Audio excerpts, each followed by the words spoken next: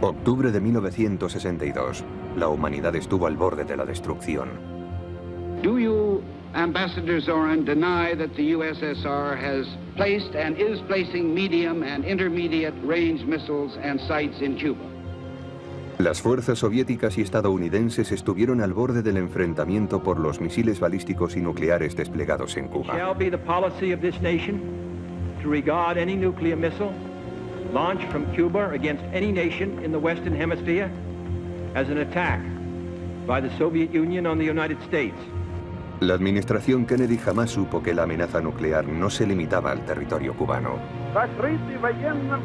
En el Caribe, 4 submarinos soviéticos, cada uno cargado con torpedos nucleares, estaban preparados para atacar a la flota estadounidense.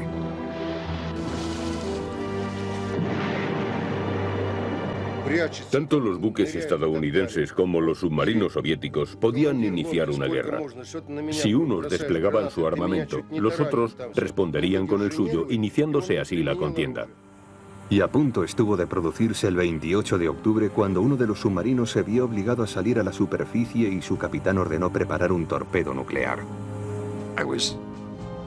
Me quedé totalmente sorprendido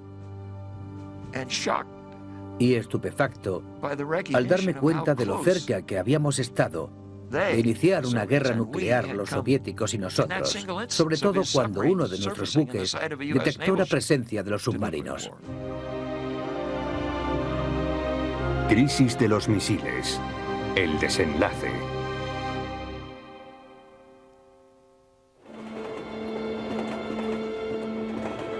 En la primavera de 1962, el tren del presidente del Partido Comunista salió de San Petersburgo en dirección norte hacia Murmansk, base de la flota soviética del norte. Nikita Khrushchev, presidente del partido, estaba decidido a calentar la Guerra Fría. Acababa de aprobar la llamada Operación Anadir, un plan secreto para proporcionar a la Cuba de Fidel Castro el armamento necesario para retar a Estados Unidos en su propio patio trasero. Se ordenó el envío a Cuba de cientos de barcos mercantes soviéticos con armas nucleares de corto alcance. Bajo la supervisión del general Anatoly Gribkov, la operación se llevó a cabo en total secreto. Lo hicimos en secreto porque sabíamos que si los estadounidenses tenían información sobre la presencia de militares soviéticos en Cuba, intervendrían. No iban a permanecer al margen sin hacer nada para evitarlo. En la sala del Pentágono, donde se reunía el gabinete de crisis, los generales ya sabían que la isla estaba siendo transformada en cabeza de playa soviética. Pero ¿hasta dónde estaba dispuesto Khrushchev a llegar? A comienzos de septiembre de 1962, Kennedy lanzó una dura advertencia al dirigente soviético. El presidente Kennedy había dejado muy claro que no toleraríamos la instalación de armas nucleares en suelo cubano. Lo había manifestado públicamente. Khrushchev había dicho que no era su intención instalar allí armas nucleares y Kennedy le respondió: entendemos que usted no está instalando armas nucleares, pero si lo hace tendremos que responder. Eso implicaba, según sus palabras, que atacaríamos, es decir, que se crearía una situación muy peligrosa. Khrushchev y su secretario de Defensa, Malinovsky, tomaron la palabra a Kennedy, pero en lugar de retirarse decidieron seguir adelante.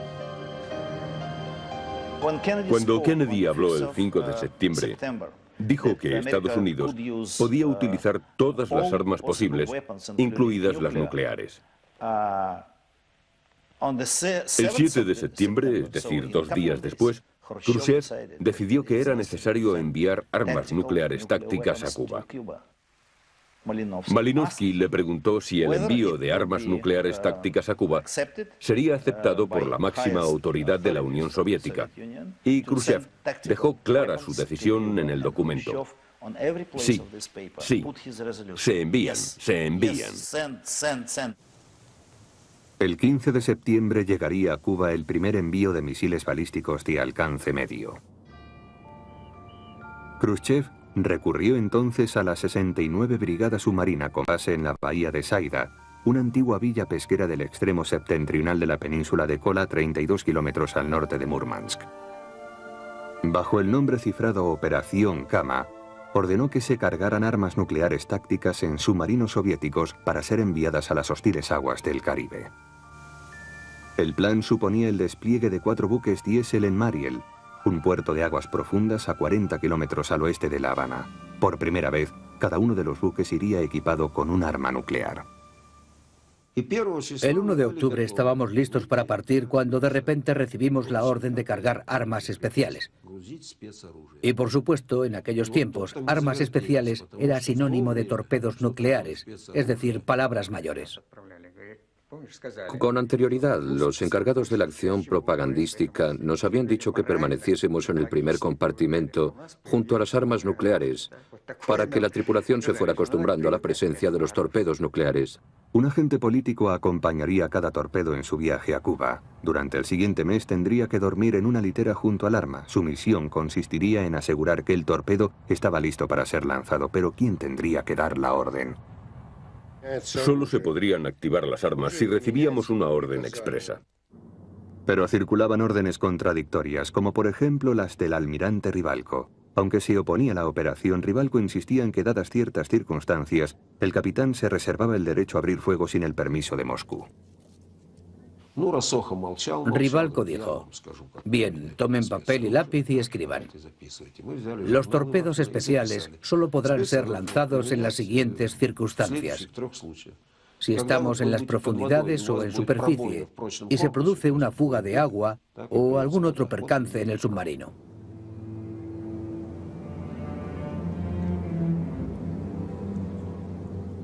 A primera hora de la mañana del 1 de octubre de 1962, los 4 submarinos, el B-130, 36, 59 y el B-4, soltaron amarras y tomaron rumbo al mar de Barents. Cada uno de ellos transportaba un arma nuclear de 15 kilotones capaz de destruir todo lo que encontrase en un radio de 10 millas. Uno de nosotros preguntó: al final, ¿a dónde vamos? Y la respuesta fue muy sencilla: al salir de la bahía, tomen rumbo a la izquierda. Mientras los submarinos pasaban junto a los barcos de la flota rusa del norte, las tripulaciones fueron informadas de que iban a realizar maniobras cerca de la costa de Siberia. Mis familiares no sabían a dónde íbamos. La orden había sido muy estricta. Yo no estaba autorizado a comentar nada. En realidad, los hombres a bordo de los 4 submarinos iban en sentido opuesto, camino de su peor pesadilla.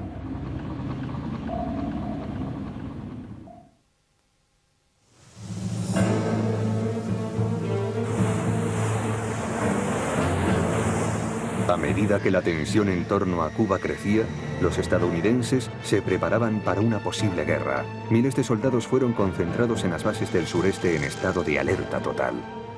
Nadie sabía que el 1 de octubre de 1962, 4 submarinos soviéticos cargados con armamento nuclear letal iban camino de Cuba. Ni siquiera las tripulaciones de los mismos submarinos. Cuando los submarinos se sumergieron para evitar la vigilancia de los efectivos de la OTAN, fue cuando los capitanes desvelaron la verdad de la operación. La misión consistía en dirigirse hacia Cuba, evitando todo contacto con el enemigo y establecer una base de submarinos a 50 millas de la costa enemiga en un plazo exacto de 20 días. Las tripulaciones de los 4 submarinos se enfrentaban a un destino más que incierto. Estábamos condenados a muerte. Para la operación se habían dispuesto 4 submarinos diésel que no estaban preparados para aquel clima. Las cálidas aguas del Caribe no eran el único problema. El 9 de octubre el huracán Daisy había experimentado un giro cerca de la costa de Nueva Escocia y se dirigía velozmente hacia el este siguiendo el rumbo de los submarinos. Vientos de 160 kilómetros por hora y olas de 9 metros impedían a los barcos estadounidenses seguir el rastro de los submarinos, pero además dificultaban enormemente las condiciones de vida a bordo. En aguas tan turbulentas era necesario cerrar la compuerta del snorkel para que no se inundara la toma de aire. Consecuentemente, los motores tenían que alimentarse del aire del interior del submarino, lo que provocaba un tremendo vacío y emanaciones tóxicas en todo el buque. El efecto era tan intenso que provocaba hinchazón en los ojos de los tripulantes e incluso acababa con los empastes de los dientes de los marinos. Jamás me había enfrentado a una tormenta semejante. Nunca jamás. No sé cómo describirla. Cuando el buque atraviesa una situación tan infernal, uno no sabe dónde está el agua, el cielo ni el fondo del mar. No sabes nada. Cuando la tormenta remitió, los buques continuaron su camino hacia Cuba.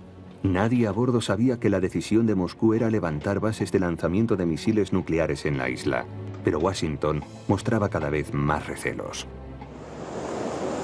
El 14 de octubre, un avión U-2 pilotado por el comandante Richard Heiser sobrevoló Cuba siguiendo una trayectoria a 95 kilómetros al oeste de La Habana. En tan solo 6 minutos tomó 928 fotografías en un área de 120 kilómetros. El Centro Nacional de Interpretación de Muestras Fotográficas de Washington las analizó al día siguiente. En ellas se apreciaban diversas bases de lanzamiento capaces de atacar ciudades tan distantes como Seattle, Washington o Lima en Perú. Las fotografías venían a demostrar que Khrushchev había mentido. Me quedé estupefacto. No me lo podía creer.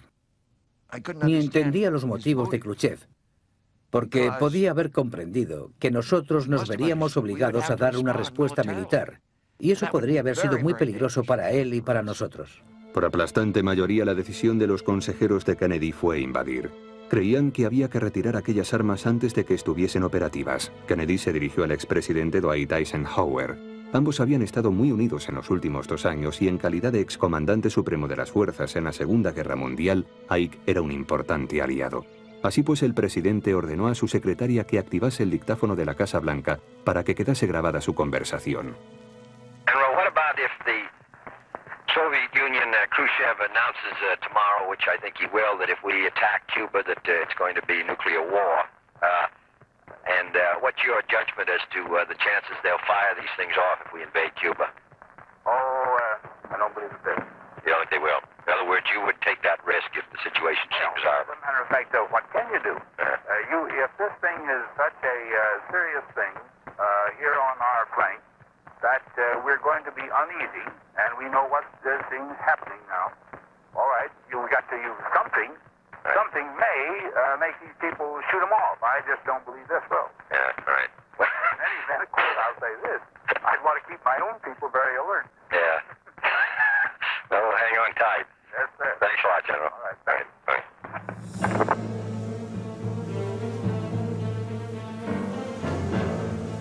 El 18 de octubre, a las 2 semanas y media de iniciada la operación, los 4 submarinos ya habían alcanzado las cálidas aguas del Caribe. Moscú había estado siguiendo de cerca la creciente actividad militar de Estados Unidos, pero Khrushchev no mostraba síntomas de volverse atrás. Entonces nos pusieron en una alerta de 4 horas. ¿Qué significaba aquello? Pues que estuviésemos preparados para desplegar las armas. Estábamos totalmente preparados para lanzar las armas. Si éramos atacados, estábamos en condiciones de responder. Estábamos dispuestos a asumir cualquier orden posible. Pero las órdenes no se limitaban a responder a un posible ataque estadounidense. Los submarinos tomaron posiciones para interceptar buques de la Marina de Estados Unidos en caso de una invasión.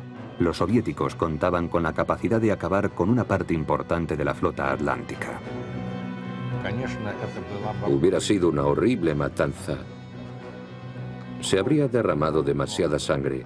¿Y por qué? Porque las tropas cubanas y las nuestras estaban en posición de combate para evitar cualquier agresión. ¿Se lo imagina? Mientras tanto, la Junta de Mandos ignoraba que la decisión de invadir desencadenaría una devastadora respuesta nuclear. Así pues, se reunió en el Pentágono a fin de trazar sus planes de contingencia para un conflicto bélico. McNamara se dirigió a la Casa Blanca con la recomendación de un masivo ataque aéreo seguido de una invasión. Teníamos un plan de contingencia para atacar Cuba. Estábamos preparados para hacerlo. El primer ataque aéreo hubiera consistido en 1080 salidas, es decir, algo realmente masivo. En una reunión con Kennedy que duró todo el día, debatimos si seguir adelante o no con el plan de ataque. El 21 de octubre, Moscú envió a los submarinos la orden de cargar las armas nucleares, sumergirse y evitar ser interceptados. Transcurrieron 5 largos días y noches hasta que Moscú volvió a ponerse en contacto con los mandos a bordo de los submarinos. Durante aquel prolongado silencio, quedaba en manos de cada uno de los capitanes la decisión de llevar al mundo o no a un conflicto nuclear. Nos tuvieron a la espera a ver qué pasaba. Si las cosas se complicaban, se daría la orden de lanzar los misiles.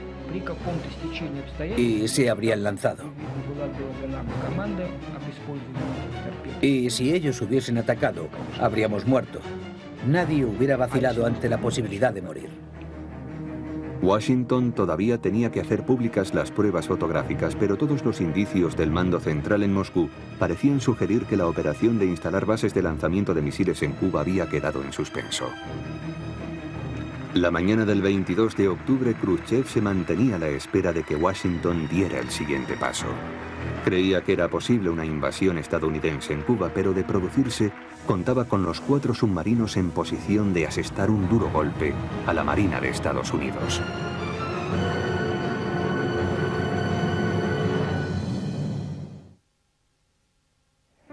Mientras los militares se preparaban para la guerra, el presidente Kennedy buscaba la forma de salir de aquel atolladero. Aunque desconocía por completo la presencia de armas nucleares tácticas entre sus buques y la costa de Cuba, el presidente tenía el presentimiento de que Khrushchev iniciaría una escalada de hostilidades. Kennedy grabó sus reflexiones.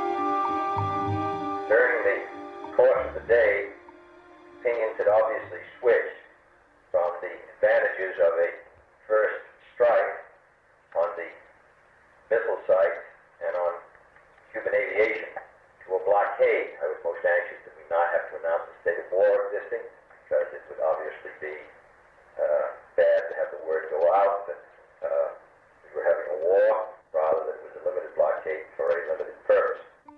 Era la política de contención que la historia exigía. McNamara cree ahora que si hubieran prevalecido las opiniones de los llamados halcones, el presidente habría enviado a sus soldados a una gran catástrofe. Si nuestras fuerzas hubieran invadido Cuba, los soviéticos habrían respondido con armas nucleares. Habrían respondido con ataques nucleares a bases aéreas del sureste de Estados Unidos. Los soviéticos, sin duda alguna, habrían lanzado algunos de sus misiles contra ciudades de la costa este. E inevitablemente se habría desencadenado una guerra nuclear. La tarde del 22 de octubre de 1962, el pueblo estadounidense fue finalmente informado.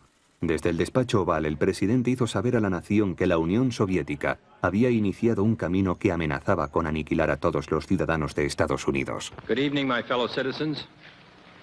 This government, as promised, has maintained the closest surveillance of the Soviet military buildup on the island of Cuba. Within the past week, unmistakable evidence has established the fact that a series of offensive missile sites is now in preparation on that imprisoned island. To halt this offensive buildup, a strict quarantine on all offensive military equipment under shipment to Cuba is being initiated.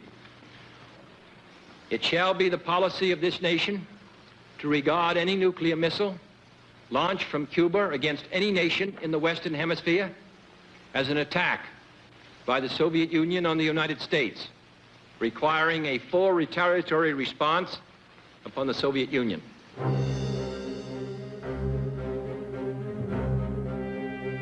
Mientras Kennedy firmaba la proclamación de la cuarentena, Khrushchev sabía que su operación secreta finalizaba. Kennedy había arrojado el guante. Khrushchev tenía ahora que decidir si la seguridad de un país aliado y la ventaja táctica de la instalación de misiles de alcance medio justificaban una guerra a gran escala. Khrushchev quería persuadir a su pueblo de que nada malo estaba ocurriendo y que por tanto no había motivos de alarma. Para suavizar los ánimos, él y muchos otros miembros del partido se fueron al Teatro Bolshoi. Estoy seguro de que sus cabezas estaban en otro lugar. No era momento de hablar de ballet. Sin saber qué hacer, el mando naval de Moscú se limitó a cortar toda comunicación con los submarinos, que se vieron solos y perdidos en aguas hostiles. Normalmente solíamos recibir información de Moscú, pero en aquellos momentos no llegaban órdenes. Otro oficial y yo decidimos obtener la información por nuestra cuenta.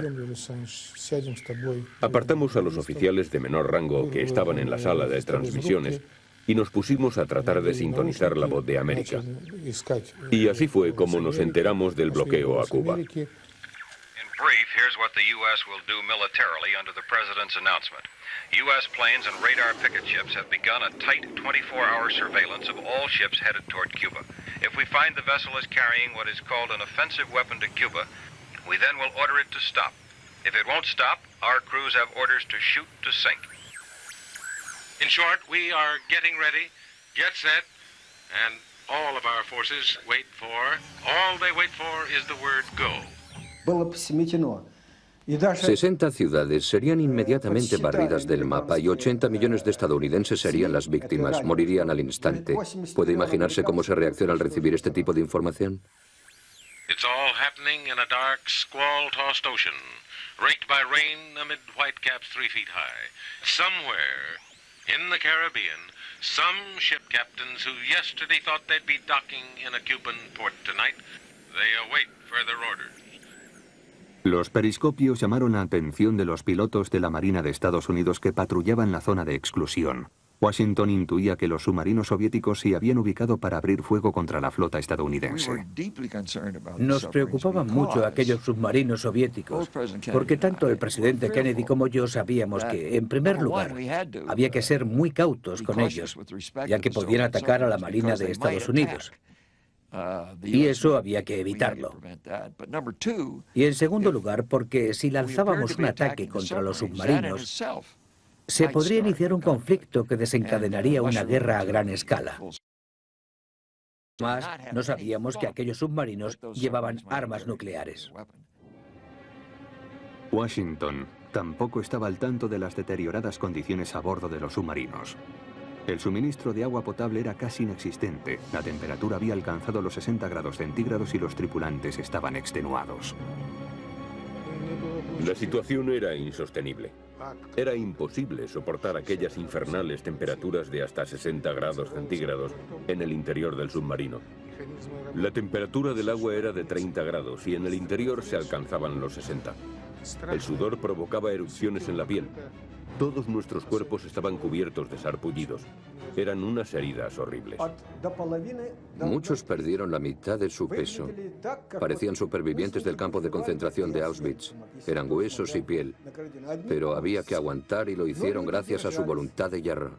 Anatoly Andreev era el oficial de comunicaciones a bordo del B-130. Escribió un diario a su esposa. En algunas de sus reflexiones manifestaba sus dudas de que ella pudiera algún día leerlo.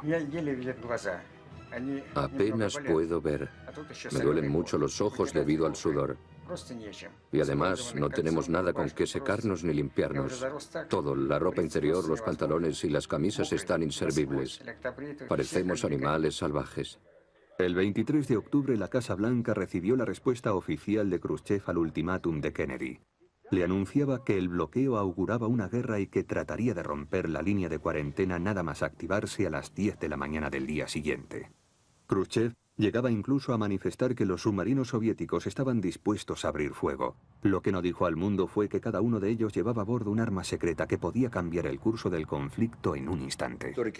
Cuando Kennedy le dijo que inspeccionarían todo el cargamento con destino a Cuba, Khrushchev declaró que si intentaba tomar acciones contra cargueros soviéticos, ordenaría a sus submarinos que los hundieran. Pocos días después, se pondrían a prueba las amenazas de Khrushchev y el temple de los mandos a bordo de los submarinos.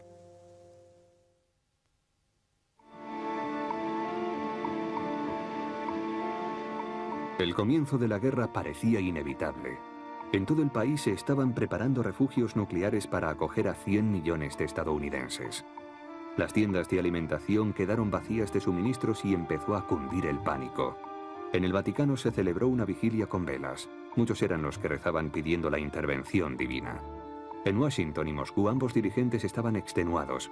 Llevaban 3 días sosteniendo un cara a cara y de pronto, el 26 de octubre, Khrushchev parpadeó.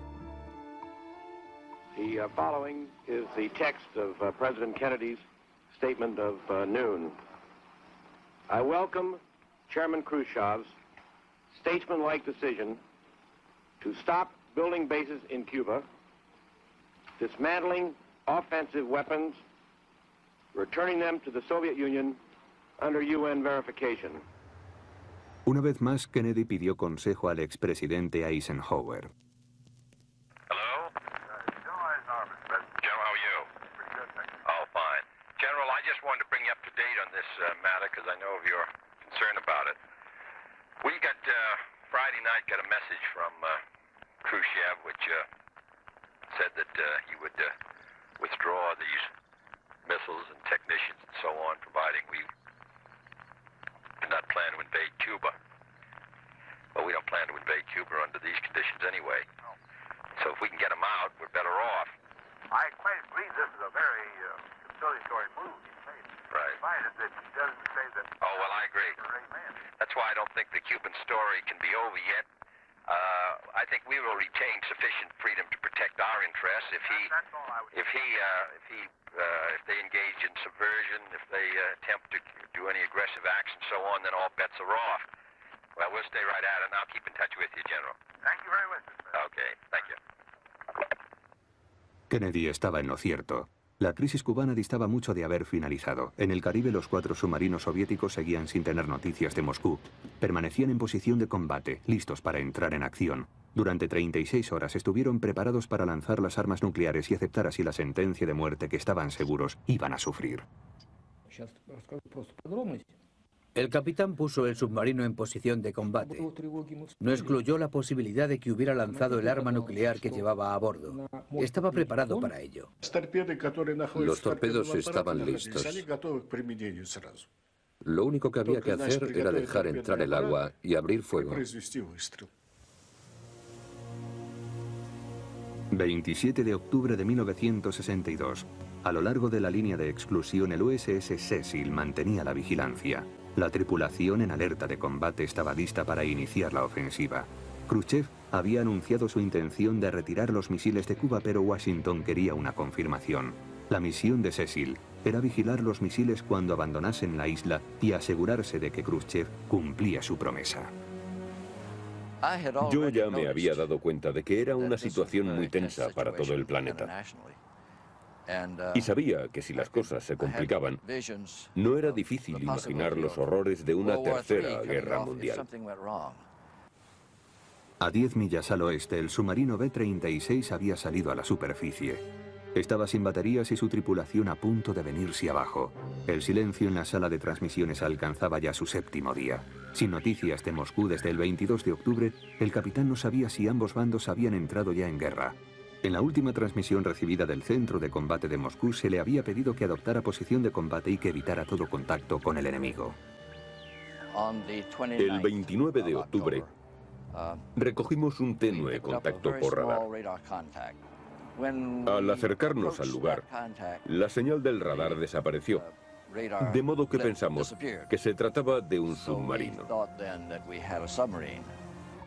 En aquellos momentos, los rusos sabían que habían sido localizados. El teniente Zhukov se puso a la escucha e informó del contacto. Inclinación a estribor 0,45, máxima velocidad, corto. El capitán Alexei Dubrivko ordenó una inmersión de emergencia. Decidimos tratar de evitarlo. Los marineros estaban impacientes y preguntaban al capitán qué hacer si eran atacados. El capitán les dijo que había que esperar. El buque se aproximaba a una velocidad de 25 nudos. Se dirigía directamente hacia el submarino. A menos que los estadounidenses cambiaran el rumbo, las dos superpotencias podían colisionar. Entonces la pantalla del radar del Cecil se quedó en blanco. Habíamos perdido el contacto por radar y estábamos tratando de establecerlo por sonar. En aquellos momentos no sabíamos exactamente dónde estaba. De pronto, el destructor estadounidense se cruzó en el rumbo del submarino B-36 y llegó a estar a escasos 9 metros de partirlo en dos. Aquello habría enviado a toda la tripulación a un cementerio marino justo en el extremo oriental del Triángulo de las Bermudas. Creo que trató intencionadamente de embestirnos. Nos vio. Yo le escuché. Al principio nos detectó mediante radio y a continuación se vino hacia nosotros. Andreev me dijo: le he estado observando, capitán. Estaba detrás de usted y cuando el Cecil giró sobre nuestras cabezas, vi cómo se le ponía el pelo blanco. Durante 17 horas continuó la persecución. Los rusos trataban desesperadamente de escapar. Lanzaron cargas de profundidad falsas, intentaron seguir la estela del destructor e incluso se quedaron 4 horas sobre el fondo del océano. Pero todas aquellas tácticas resultaron infructuosas. El USS Cecil mantenía su estrecha vigilancia. La tripulación del B-36 se encontraba en una situación infernal a 30 metros de la superficie. El oficial Andreev escribió de nuevo en su diario a su esposa para explicar lo que él y sus compañeros estaban sufriendo. La situación es muy tensa. 6 destructores y unos 10 aviones de reconocimiento nos persiguen. Todos estamos al borde. No entiendo qué está pasando. O bien nos están sacrificando por una gran causa o no sé a qué se debe todo esto. Nuestros amigos estadounidenses nos tienen atrapados. Ni siquiera nos dejan sacar las narices fuera. En estos momentos el capitán está empezando a perder la calma. La tripulación estaba ansiosa por tomar la iniciativa mientras el tiempo actuara a su favor. Viendo que el Cecil se acercaba cada vez más, los marineros se dirigieron al capitán para pedirle que abriera fuego. Dubrivko estuvo a punto de hacerlo. Creía que los estadounidenses provocaban un enfrentamiento. Realmente tenía ganas de abrir fuego contra él. Sí. Estaba deseando lanzarle aquellos 5 torpedos. Nos había visto. Pero Dubrivko resistió. Algo le impulsó a no abrir fuego y a aceptar la humillación de ser detectado y llevar al submarino a la superficie. Aún hoy se pregunta por qué no atacó. Quizá al igual que el capitán del USS Cecil, pensó en las consecuencias. Esperaba que él, al igual que yo, no quisiera iniciar la Tercera Guerra Mundial por su cuenta y riesgo. Pese a todo, ni el capitán ni nadie en Estados Unidos sabía exactamente que el submarino llevaba cargamento nuclear. Una serie de errores de cálculo y malas interpretaciones a punto estuvieron de acabar en una guerra nuclear. En un plazo de 12 horas, volvería a repetirse la situación con otro submarino y otro destructor de Estados Unidos. En esta ocasión, ambos bandos llegaron a calibrar sus respectivas armas y a prepararse para abrir fuego.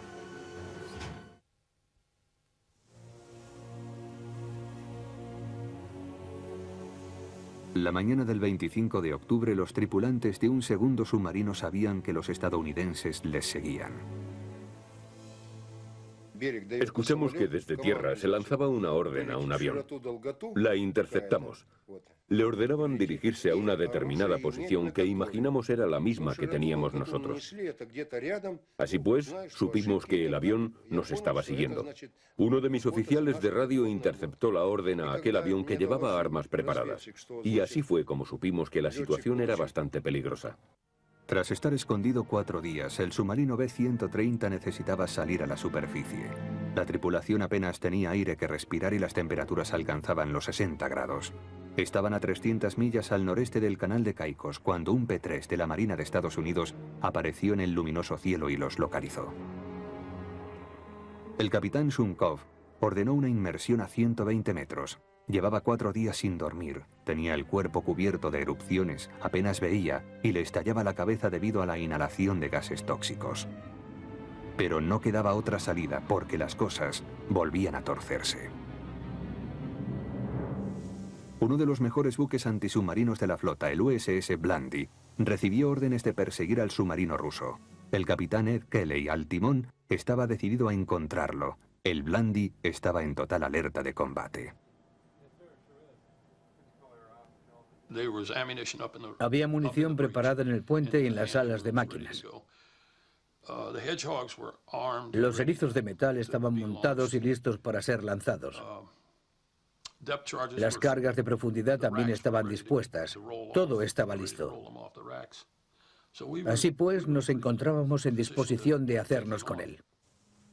Aquella noche el Blandy navegó con las luces apagadas, manteniendo un estricto silencio en la sala de transmisiones, mientras Shumkov continuó sus intentos por esquivarlo lanzando una orden de paro total.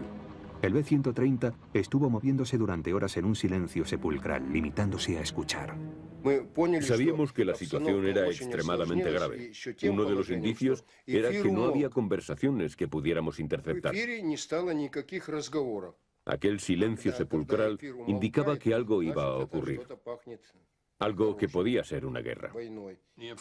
La información fue transmitida al mando superior, con el que habíamos establecido contacto. En aquellos momentos tuve la sensación de que estábamos hurgando en el cañón de un arma cargada. El USS Blandy había perfeccionado la técnica de lanzamiento de granadas sobre el costado de un submarino para obligarlo a salir a la superficie. El capitán Kelly entendía que todo capitán de submarino reconocería la señal y que por tanto sabría cómo actuar. Entonces se produjo una segunda explosión. Escuché el impacto sobre el metal muy cerca. Mi primera impresión fue que había empezado a atacarnos. Estábamos a una profundidad de 160 metros y recibimos la información de que teníamos un boquete en el costado. Con 16 atmósferas de presión, se crea una especie de densa neblina y hay agua por todas partes. Yo estaba en la sala de electricidad y cada segundo que pasaba era como una eternidad. Con la fuga de agua reparada temporalmente, Shumkov contaba con otras 15 horas para contemplar su propia muerte. Se preguntaba si debería llevarse consigo también al enemigo para asegurarse de que en aquella refriega ambos bandos perdiesen. Creí que hundirnos sin utilizar nuestras armas sería una estupidez. Además, no sabíamos si había guerra o no. Sin tener aquella información confirmada, hundir el submarino era una tontería y no tenía ningún sentido. De modo que decidí salir a la superficie. Me pareció lo más sensato. Shumkov recordaba las instrucciones recibidas en la bahía de Saida: evitar todo contacto y abrir fuego si era atacado. Pero ¿había sido atacado realmente? ¿Qué hacer con el arma nuclear de 15 kilotones que llevaba? Podría barrer todo en un radio de 10 millas. Así pues, al subir a la superficie, ponía fin a la persecución, pero seguía sin saber si las dos superpotencias habían entrado en guerra. Salimos a la superficie a las 8 o 9 de la mañana y vi que había un barco a unos 50 metros de nosotros. Creo que era el Blandi. Traté de subir al puente, pero apenas podía caminar. Percibiendo que el submarino se rendía, el capitán Kelly hizo girar el destructor en un círculo en torno al submarino. Estaba dispuesto a cualquier cosa. Habían traído munición de la sala de operaciones. Había munición para los cañones de 3 y 5 pulgadas del puente. En teoría, llegado el caso, lo único que había que hacer era dar la orden de abrir fuego. El protocolo exigía que el Blandi no apuntase sus cañones contra el submarino para demostrar que no tenía intenciones hostiles. Pero los operadores de los 5 cañones de 5 pulgadas del Blandi, por error, los apuntaron contra el submarino, dando así a entender su intención de hundirlo. Mi único temor era que los estadounidenses trataran de capturarme mientras salía a la superficie. Entonces no me habría quedado otra opción que hundir el buque y tratar de salvar a la tripulación, aunque los estadounidenses nos tomaran por rehenes. Es difícil decirlo ahora, pero quizá en aquella situación yo hubiera lanzado las armas nucleares sin permiso. Todos los tripulantes del Blandi observaban al submarino. Todos, salvo el capitán, que vio cómo giraban los cañones y se percató del significado que el mensaje tenía para el enemigo. Kelly ordenó rectificar la operación. Digamos que se produjo un empate. No había ninguna necesidad de provocar una tercera guerra mundial. Los capitanes de ambos buques sabían que habían estado a punto de activar los primeros disparos de la siguiente guerra. Da pánico pensar en qué pudo haber acabado todo aquello. Creo que la gente no es totalmente consciente, porque no conoce los detalles, de lo cerca que estuvo el planeta de sufrir una catástrofe nuclear. El capitán Shumkov respiró de nuevo cuando la torreta del destructor empezó a moverse. ¿Habría sido capaz de dar la orden que desencadenara una guerra nuclear? Su primer oficial no tiene dudas al respecto de lo que él hubiera hecho. Los estadounidenses estaban acercándose.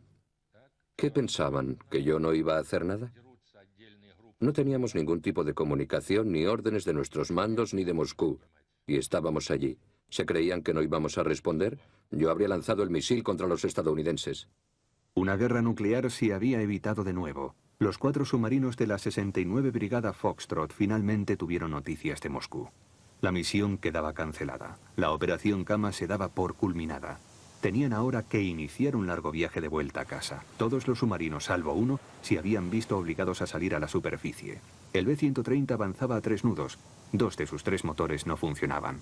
El peso del capitán Shumkov había pasado de 65 kilos a tan solo 39, pero al menos él y los demás habían sobrevivido.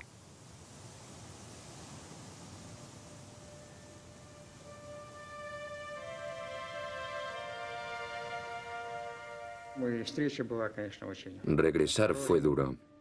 Nadie sabía qué hacer con nosotros, si tratarnos como a héroes o como a criminales.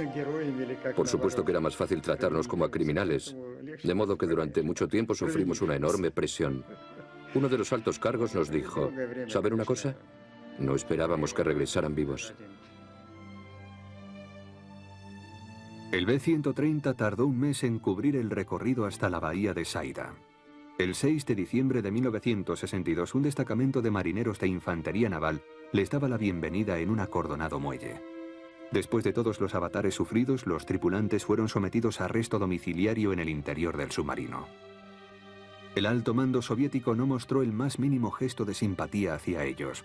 Para Moscú lo importante era que los buques tenían la orden de no ser detectados y no la habían cumplido. Se nos hizo una pregunta muy directa. ¿Por qué salieron a la superficie? Tratamos de explicarlo, pero ellos seguían haciendo la misma pregunta. ¿Por qué salieron a la superficie? Daba la impresión de que lo habíamos hecho por pura incompetencia. Puedo asegurarle que lo que nos ocurrió al regreso fue más infernal que la campaña en sí. No es que tenga nada en contra de la Marina soviética, pero le aseguro que preferiría ir en otra misión a Cuba que pasar de nuevo por todo lo que tuvimos que pasar a nuestro regreso. El 15 de diciembre el último buque, el B-4, llegaba finalmente a casa. Para entonces la sentencia ya estaba dictada. El comandante del escuadrón, el almirante Leonid Rivalko, que se había opuesto a la operación desde el principio, iba a ser el chivo expiatorio. Fue obligado a retirarse. Las tripulaciones no recibieron ningún tipo de condecoración ni compensación económica. No se hizo nada que pudiera indicar que aquello se había producido. El alto mando soviético se limitó a retirar la operación Kama de su historial, pero en Washington los principios se vieron modificados para siempre por la experiencia. Para ellos fue, sin embargo, un encuentro que no estaban dispuestos a olvidar. La lección de la crisis de los misiles en Cuba y la lección para la humanidad es esta. En la guerra todo puede escapar a nuestro control. Y en aquel caso se escapó al control de ambos bandos. Se le fue de las manos a Khrushchev y a Kennedy. En una guerra nuclear nunca habrá nada que aprender. Si cometes un error vas a destruir naciones enteras y por tanto, la lección de la crisis de los misiles en Cuba que la humanidad ha de aprender es esta. La indefinida combinación de error humano y armas nucleares puede destruir naciones. Tenemos que avanzar en la intención de eliminar las armas nucleares totalmente o casi totalmente, de modo que las que permanezcan no tengan el potencial de destruir naciones. Esa es la lección. Robert McNamara finalmente tuvo noticias de las armas nucleares a bordo de los submarinos durante un viaje a Moscú en el año 2000. El presidente John Kennedy jamás llegó a enterarse, pero la crisis de octubre de 1962 le había impulsado a actuar. Durante los 4 meses siguientes negoció un amplio tratado de prohibición de pruebas, que sería un gigantesco paso adelante hecho posible porque, tal y como manifestara al pueblo de Estados Unidos, había vislumbrado el abismo y, en consecuencia, había comprendido que en una guerra nuclear, los frutos de la victoria son nada más que ceniza en nuestras bocas.